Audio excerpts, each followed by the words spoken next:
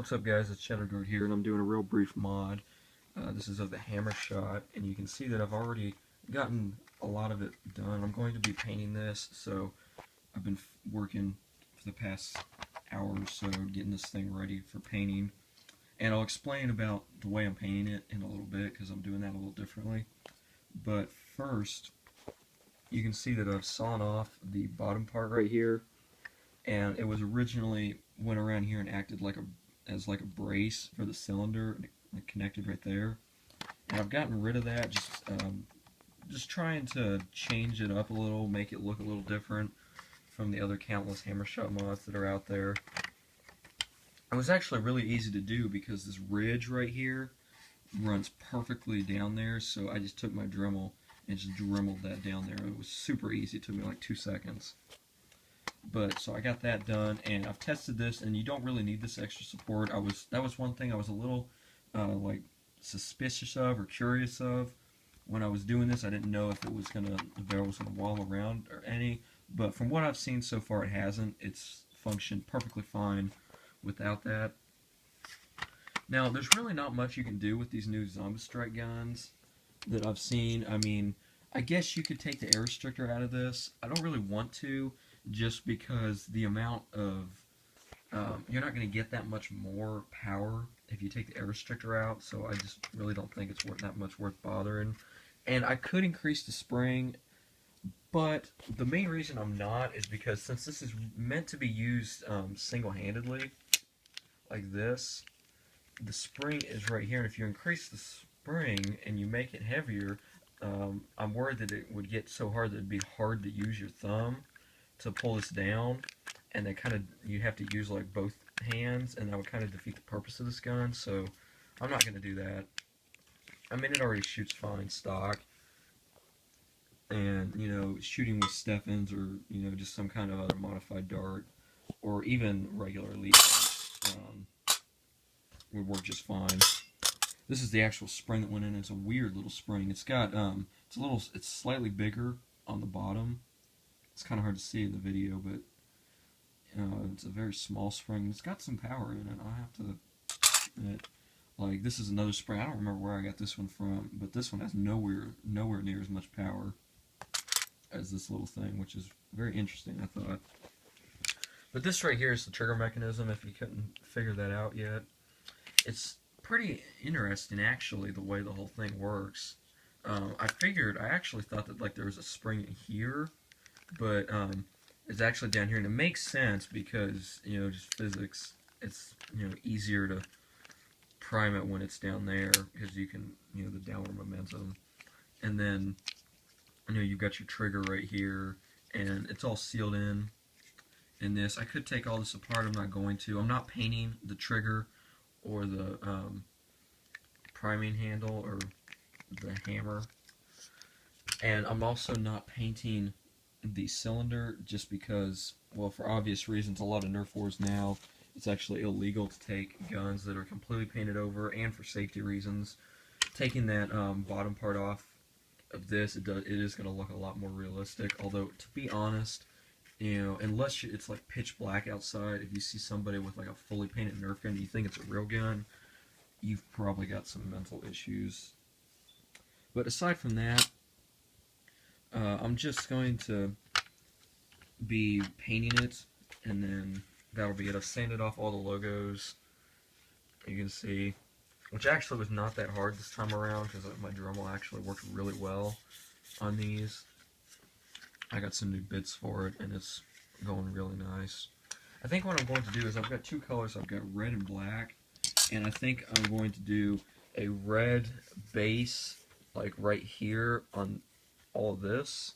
Zoom out a little, all of this, and then I'm going to take and tape that off and do black as a secondary on the handle.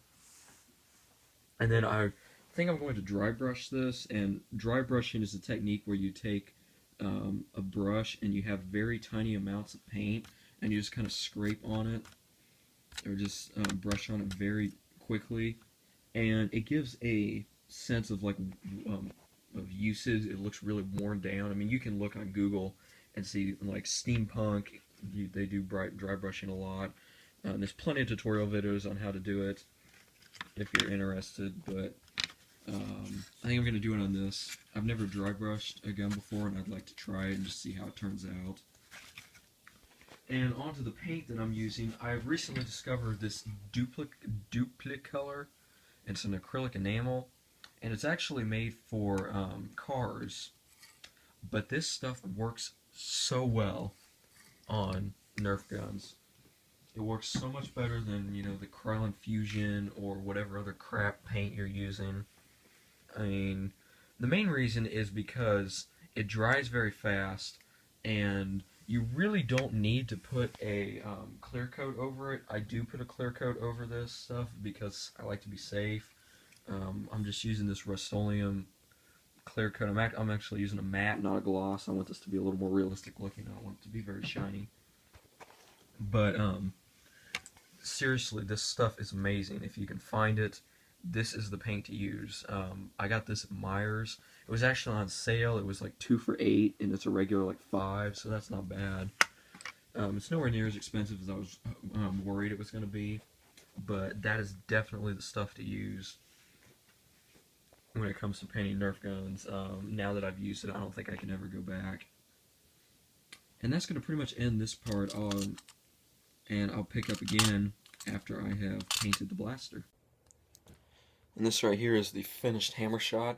Now, the way that I've done this is I've used a dry brushing technique, and dry brushing is actually really easy to do, and it just kind of gives this more of a worn look to it. Now I use that Duplicolor paint on here. You know, I use red on here, and then I taped all this off. This gun is incredibly hard. I don't even know if it's possible, because this piece right here and this piece are actually separate pieces, but the way that all of these Zombie Strike guns are, they all have like these clips that lock in. It's almost impossible to take this apart. So, I mean, I tried and I just couldn't do it. So I just taped it off and painted it like that, and it worked fine. And then I've used a green enamel for like the band right here. It's Tester's enamel. It's what I've always used. It's cheap and it works really good. And then that's also, I think it's aluminum that I use, or I think it's silver. It's the silver Tester's enamel, which is what I use for the dry brushing. And I dry brushed a little bit on the cylinder. It's kind of hard to see, but I did that just to kind of keep more consistent with the feel of the blaster. I didn't dry brush or mess with the trigger or the hammer any, just because I wanted to retain more yellow, or not yellow, but orange to it, so that, you know, it doesn't look as realistic. Because this is probably one of the most realistic looking Nerf guns that I've ever messed with. I mean, I do that to all my Nerf guns, but, you know, it goes without saying. Now, one major problem that I had with this gun was after I dremeled this bottom part off, because it usually comes around here and then wraps up and then like locks and holds it in place right here, is that the cylinder has a tendency to fall. It's kind of, you can't really see it now because I've fixed it, but the cylinder has a tendency to fall down, which means that your shots are just kind of, you know, they'll go a little ways and then they'll just fall out of the sky. And I managed to fix that by taking a piece of cardboard off of a pizza box and putting it like up in here where this touches like this flat piece in there, and that's helped it a lot. I also have a piece on this side and this side that kind of help to even it out. I probably will not saw this off again if I do another mod with the Hammershot, just because it's a little more work than I wanted it for. And, you know, I think it looks cool. You know, I thought it might look cooler with that off. I think it actually looks cooler with it on, so I'm just, you know, the next time I mess with this, I will definitely leave that part on. The range on this is, you know, once again, stock. I haven't done anything internally to it except for removing the dart pegs in the cylinder. That's it. The range on this is about 50 feet, I want to say. I haven't range tested it that much. My hallways about 40, and from my room all the way down to the door at the end, and they're hitting about the middle of the door. So I'm assuming about 50 feet, maybe a little more. Now, of course, that's shooting it straight. That's not like angling it or anything. It's straight. And that's pretty much it, honestly. This is a very simple mod. I'm not naming it or anything because there's nothing that I've really done to it besides sawing this part off. It's just something to do. I was a little curious about trying that. I was trying to see if there's anything else I could do to it. I mean, I said in the last clip that I didn't really want to put anything internally in, like another spring or anything, just because I want to be able to, go and dual wield these, or at least use one hand with it. I think that's kind of the whole purpose of this gun with the hammer right here. And that's kind of the reason that I wanted to mess with this, is I wanted to see, well, what else could I do to it to possibly improve it? Maybe like, taking this part off for like a holster mod or something like that.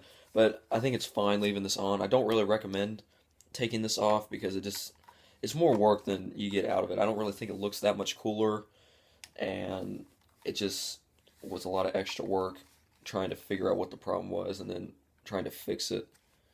But that's going to end the video, guys. Thanks for watching, and I will have more videos up hopefully soon. I've got one or two other projects that I'm working on, and hopefully we can get those to you guys soon. So until then, Shadow Guard, thanks for watching.